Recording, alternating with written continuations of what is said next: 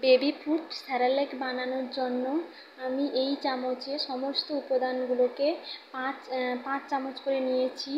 আর সমস্ত উপাদানগুলোকে আমি এই থালাতে ভালো করে আগে সাজিয়ে নেব। এটা নিয়েছি সেদ্ধ চাল, সবই 5 চামচই নেব।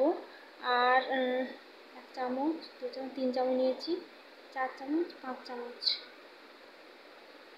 আর নেব আতপ চাল, এটাও 5 চামচই নেব। থালাতে খুব সুন্দর করে সাজিয়ে নিয়েছি। সেদ্ধ চাল, আতপ চাল, মুগের ডাল, সয়াবিনের দানা, আমি ডাল হিসেবে ব্যবহার করছি অরহরের ডাল, মুসুরির ডাল আর মুগ ব্যবহার করেছি। আর নিয়েছি কাজু নিয়েছি হিসাব মতো, এই 10টা মতো হবে। আর নেব আমন্ড নিয়েছি 4-5টা মতো। থালাতে সাজিয়ে নিতে খুবই সুন্দর লাগছে দেখতে। তারপর এগুলো একটা বাটিতে করে নিয়ে ঝোলে ভালো করে ধুয়ে নেব।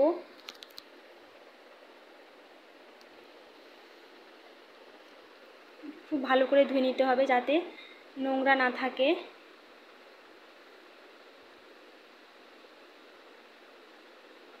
স্যারালেক বাড়িতে তৈরি করলেই খুবই ভালো হয়, বাজারে কিনে খাওয়ানোর থেকে। ভালো করে ধুয়ে এভাবে ছাঁকুনিতে ভালো করে ছেঁকে নিতে হবে। তারপর এটাকে রোদে শুকাতে দিব। রোদে শুকানোর জন্য প্রথমে মাদুর মেলে দিয়েছি, আমি এটা ছাদেই শুকাচ্ছি।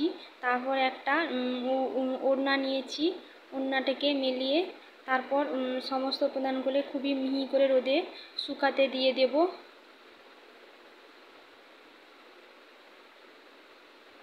এই চ্যানেলটাকে এখনও যারা সাবস্ক্রাইব করেননি প্লিজ সাবস্ক্রাইব করে দেবেন, নাহলে একটা লাইক ও একটা কমেন্ট করে দেবেন ভালো লাগলে। তারপর রোদে শুকানোর পরে বিকালে আমি নিয়ে এসেছি, কি সুন্দর পুরো শুকিয়েই গেছে।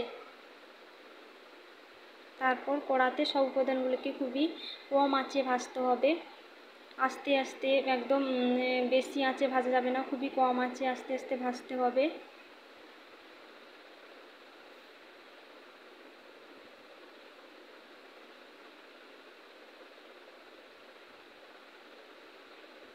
তারপর হয়েই এসেছে, প্রায় হয়ে এসেছে। তারপর একটা আমি বাটিতে ঢেলে নিব। তারপর এটাকে মিক্সি করে নেব, মিক্সিতে পুরো মিহি গুঁড়ো করে নেব, পুরো মিহি করে নেব।